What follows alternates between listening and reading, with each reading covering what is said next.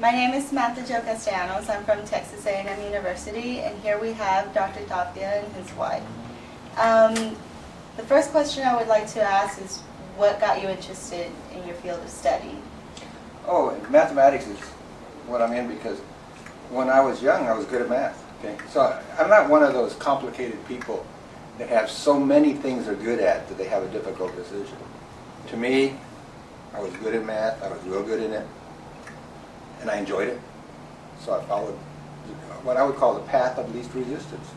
Go in the direction of something that you like, that you have a passion for, and you're good at. That's what happened. There wasn't any deep reasons. It just went that way. And what current projects are you working on? I'm doing a lot of things, okay? And, I'm on current projects, okay? 2 books. One is a technical book, a math book that I've been working on. I call that the 20-year book. Then there's another book that I'm really passionate about, and it's called The Precious Few. And it has to do about underrepresentation, but mostly within the structure of universities. So in other words, how do universities deal with issues under representation?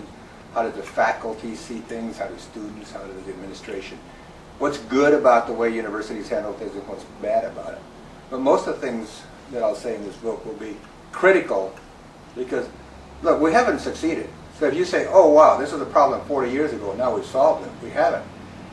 And in some sense, improving representation today, i.e. bring in those who are underrepresented minorities as undergraduates, as graduate students, as postdocs, and as faculty, in some sense it's harder today than it was 25, 30 years ago. Okay? And today, the reason is we don't say underrepresentation anymore, we say diversity. And diversity to many people means somebody who comes, somebody is named maybe Castellanos and comes from Buenos Aires, okay, or they come from Chile, or they come from someplace else. So the foreign minority is now something that universities have always done well, but now they're saying, that's diversity, so we don't have to worry about underrepresentation. So I have a book, and in there I'll worry a lot about, has diversity stepped on the toes of underrepresentation? The current use of diversity, I'm on numerous committees, national committees. Everybody just says, oh, don't worry about it. We have a bunch of people from China, a bunch of people from India, and 3 people from Venezuela, and what are these so-called underrepresented minorities that come from either the body or the hood? Who are they? Don't worry about them. We don't need them. Okay. The hard thing is this. As underrepresented minorities, our probably greatest problem, or the thing we have to deal with most, is poor education at all levels. If you're in a city like Houston, or Los Angeles, or Chicago, probably the minorities come out with poorer preparation. So poor preparation at all levels is really a serious problem. Then the misuse of the SAT scores or other standardized tests. They think that they have value at the top end. But here's what happens. So underrepresented minorities in the humanities and in English in this country have to compete with everybody in the country. But to get into STEM areas, into computer science, into mathematics, to get into graduate education, underrepresented minorities have to compete with the best in the world. And so we're, educated in schools that are, not the best schools, and yet the people who come from these foreign countries were tracked early, were educated in incredibly good schools, and then they come and we compete with them. So the challenge is becoming very, very difficult today is for us as underrepresented minorities to compete, not just with the best in the country, but the best in the world. And that's 75% of the graduate populations in science, in STEM fields, science, engineering, technology, mathematics, are foreign. We could fill every graduate program in a research university in the United States with Chinese students. There are enough Chinese students to go around for everybody. We'll fill A&M, we'll fill Rice, we'll fill UT, we'll fill everything. We could do that. Okay? Now some people might say, well, if that's the best, then do it.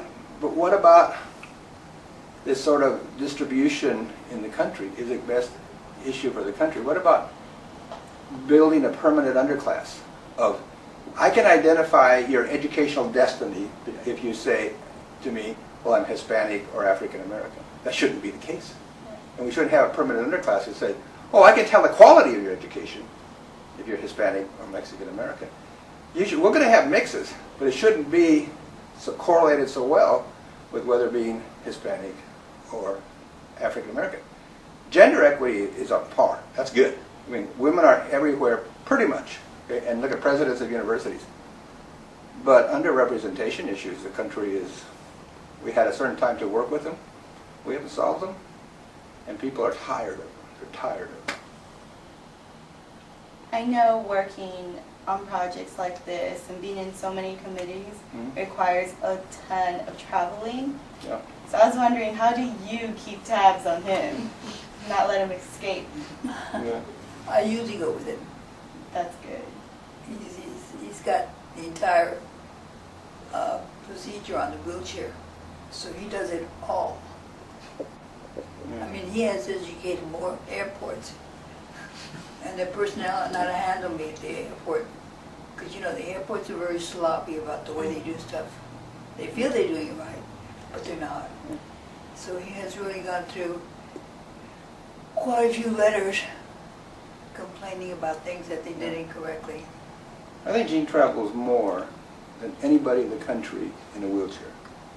She's been to Switzerland, to France twice, Mexico a whole bunch of times, Puerto Rico, Italy. The only place I didn't take her was I didn't take her to China. Because everybody told me that, you know, wheelchairs in China are not compatible. It's true. It would have been awful. Special effort to bring Jean.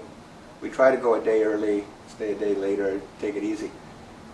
But she gives me a perspective on how things are going, how the students, and she's really good at people. So she's not here to look at the computing and the math, but, oh, you know, this group of students really were, you know, they appreciated that. They understand that they're really neat.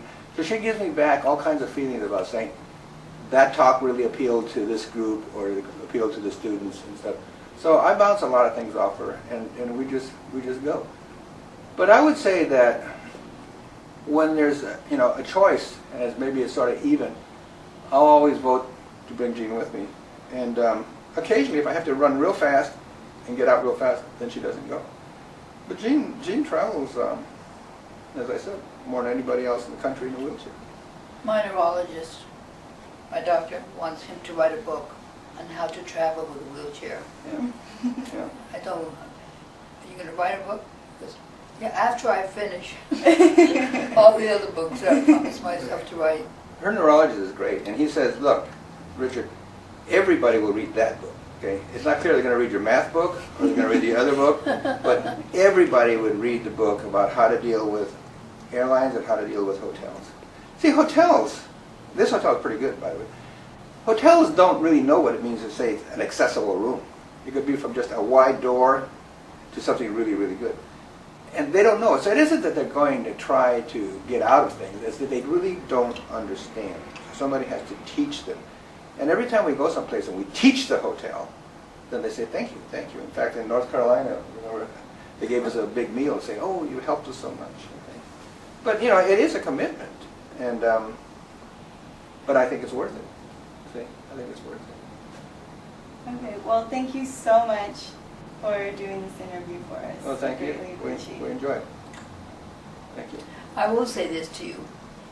He's the most outreach person with students like yourself. I know a lot of colleagues, and they have their good points or whatever, but he's at the top. You're going to interview anyone on that matter. You don't think you're biased, huh? No. I've been told. I've had university presidents tell me this. Don't trust presidents. Huh? Don't trust university presidents. Thank you. All right, well, thank you, Samantha. Thank you.